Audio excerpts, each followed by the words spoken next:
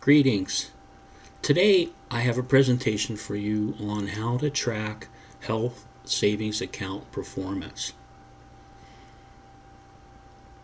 But first of all, let's talk a little bit about the background of an HSA. They first began back in 2003, and they are tax-advantaged medical savings accounts that are available in the USA and available to taxpayers enrolled in high-deductible health plans. So if you do not have a high-deductible health plan, then an HSA option would not be available for you. But if you do have a high-deductible health plan and you have not yet activated your HSA feature, I would highly recommend that you do that. It's very beneficial to you. So the IRS controls the rules on these accounts, and they change annually just like tax laws do. So it's good to keep up with the annual changes relating to HSAs. The value of an HSA is that it's got a triple tax advantage. First of all, contributions that are made to the account are on a pre-tax basis. So it's your employer pays you, the money goes directly into the HSA, and it's not federally taxed. And then when you make withdrawals to this account to pay for qualified medical expenses, it's not taxable. So qualified medical expenses would be your doctor fees, your prescription fees, your laboratory fees, x-rays, MRIs, things like that are all qualified medical expenses. So when you withdraw from your account to pay those bills, it's not taxable. So with an IRA, your contributions are usually made on a pre-tax basis. But when you retire and you take money from that IRA, that money is federally taxed as income. With an HSA, if it's used for qualified medical expenses, it's not taxable.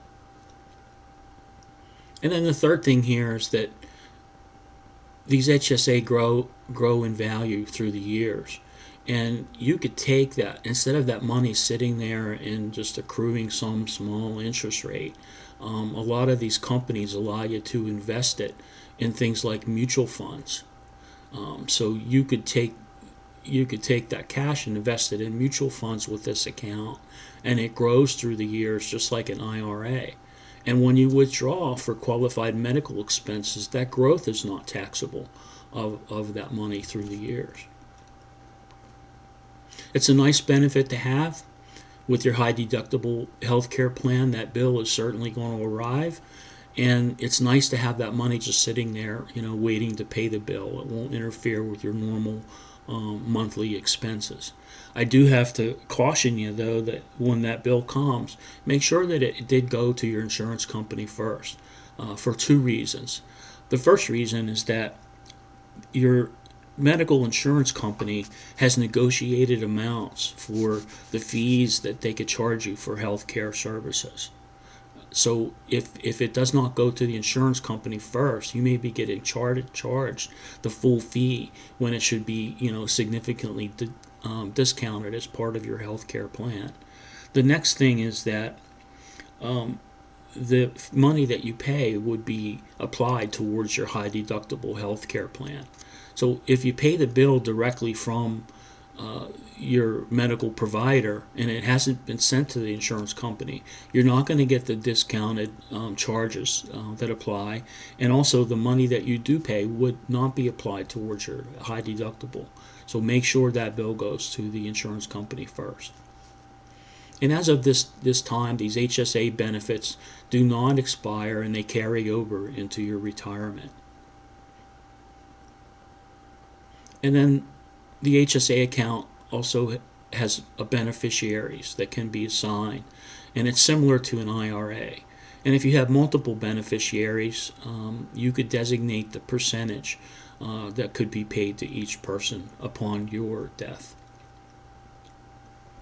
So here's an example of an HSA monthly statement. So it arrives each month, and it's got your beginning account balance, your ending account balance, any fees that are charged as part of maintaining your HSA, interest that could be paid, any bills that were paid from that account for qualified medical expenses, and it also shows your investments and the balances for those different investments. So there's a lot of numbers here to look at. And the meat and potatoes of my presentation today is to show you that a chart like this could give you a quick visual of all of that information. So that particular example that you saw is represented by this last entry here on the chart. So you got a quick visual here of what's going on. The blue line represents your amount of free cash, your spending balance that's available to pay those medical bills when they arrive. And then the red bar represents your medical expense for that particular month. The purple line along the bottom is your investment return, and the negative numbers are in red and the positive numbers are in green. So for this first month, the investment return was minus 6.43%. And in the following month, the investment return was plus 6.64%. And then the gold line here at the top represents the total investment balance. So this is not free cash. This is money that's invested in mutual funds and so forth. And you can see that it goes up and down each month, but the green line represents the trend.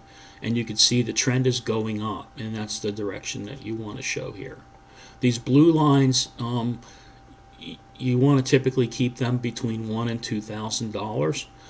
That's the goal. So when the bill comes in, you have cash available to pay that bill. And then this month here, you could see where the medical expenses were kind of high, and it drug that blue line down. And there were medical expenses following months. And then here you can see the medical expenses stop, and then your free cash is ticking up because of your monthly contributions to the account. So you want to try to be in that $1,000 to $2,000 range. So it's important to have these blue lines in the plus, because when it goes to zero, you're going to have to cash out these mutual funds to replace that free cash available for funds, and that's not desirable for long-term investment. So this is just, what I wanted to show you today with this HSA tracker. It not only does it show you 1 month's worth of statement information, it shows you all of those statements as compared to each other to help you understand where your HSA account is today and where it's heading for the future. So in closing, I just want to say that this presentation is intended to help young adults, and this presentation is dedicated to young adults. This type of information I don't believe is taught in school, so it might be helpful information.